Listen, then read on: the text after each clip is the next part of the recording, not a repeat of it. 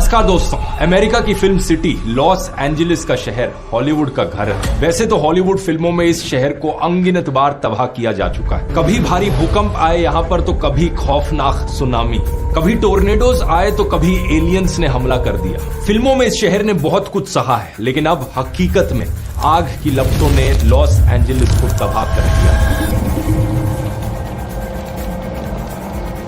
ऐसे दृश्य देखने को मिले हैं जो सही में दिल दहला देने वाले हैं। इस वीडियो को देखिए, एक फायर टोर्नेडो ये पैलिसेड्स के एरिया में देखा गया।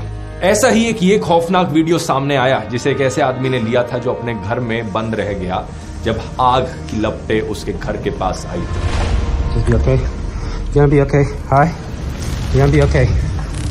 इस वीडियो में आप देख सकते हैं कि इसका घर चारों तरफ आग की लपटों से घिर गया। थैंकफुली जिस आदमी ने इस वीडियो को रिकॉर्ड किया था उसे टाइम पर रेस्क्यू कर लिया गया फायर फाइटर्स के द्वारा, लेकिन हर कोई इतना खुश नसीब नहीं था।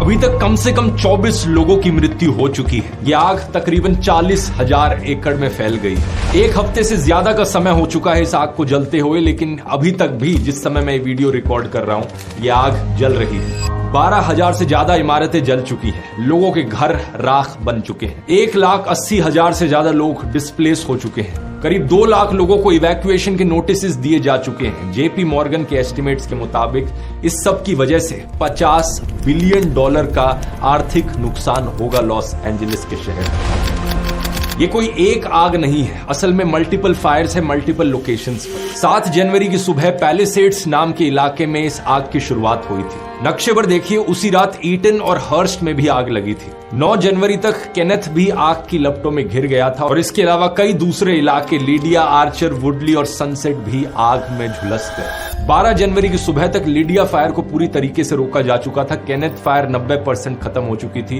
हर्स्ट फायर 76% कंट्रोल में थी, लेकिन ईटन फायर सिर्फ 15% और पैलिसेड्स फायर मात्र 11% ही कंट्रोल में आई थी। सबसे शॉकिंग बात इस पूरी घटना के बारे में यह है कि ये सब हो रहा है जनवरी के महीने में। जनवरी में सर्दियों का मौसम होता है लॉस एंजलिस में, और ये एक ऐसा महीना है जहां आमतौर पर सबसे ज्यादा बारिश देखने को मिलती है अगर पूरे साल भर में कंपेयर करो तो इस शहर में। लेकिन फिर भी यहां इतनी भयानक वाइल्ड फायर्स देखने को मिली। ऐसा कैसे हो सकता है? इसके पीछे छिपी है एक बहुत बड़ी साजिश। आइए समझते हैं आज के इस वीडियो में।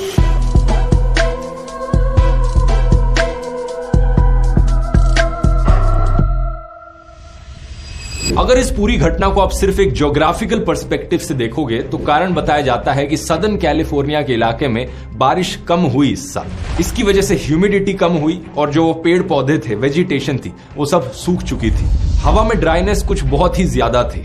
इसके अलावा चली बहुत ही ताकतवर हवाएं, पावरफुल ऑफशोर विंड्स, जिन्हें कहा जाता है सेंटा एना विंड्स। इन हवाओं ने इस फायर वेदर को और भी बदतर बना दिया। अमेरिका की वेस्टर्न कोस्ट का अगर आप नक्शा देखोगे तो यहाँ मौजूद है रॉकी माउंटेन्स। दूसरी तरफ कैलिफोर्निया की बिल्कुल कोस्ट पर जो एरियाज हैं वहां लो प्रेशर हो जाता है। इस प्रेशर डिफरेंस की वजह से हवाएं चलती हैं। जब ये हवाएं पहाड़ों से नीचे आती हैं तो गर्म हो जाती हैं और इनकी ह्यूमिडिटी 10% से भी नीचे गिर जाती है, और फिर ये गर्म सूखी हवा जंगल को और भी ज्यादा सुखाकर वाइल्ड फायर की संभावना को बढ़ा देती है। कहीं पर भी थोड़ी सी आग या चिंगारी की वजह से ये बड़ी आग बन जाती है और तेजी से फैलती है। लेकिन असली सवाल यहाँ पर यह है कि ये सारी कंडीशंस, कम बारिश, लो ह्यूमिडिटी, सूखी वेजिटेशन, तेज हवाएं, इन सारी कंडीशंस के पीछे आखिर क्या कारण है? एक क्लाइमेट साइंटिस्ट हैं पीटर कैलमस। ये नासा की जेट प्रोपल्शन लेबोरेटरी में काम करते हैं। ये पहले लॉस एंजलिस के एल्टाडीना इलाके में रहते थे, लेकिन साल 2022 में इन्होंने इस जगह को छोड़ दिया क्योंकि इन्हें एहसास हो गया था कि यहाँ रहना अब ठीक नहीं है। इन्होंने न्यूयॉर्क टाइम्स में एक आर्टिकल भी लिखा था जिसमें इन्होंने एक काला सच बताया था। बहुत से पावरफुल लोगों की पोल खोली थी। आगे बात करते हैं इसकी वीडियो में,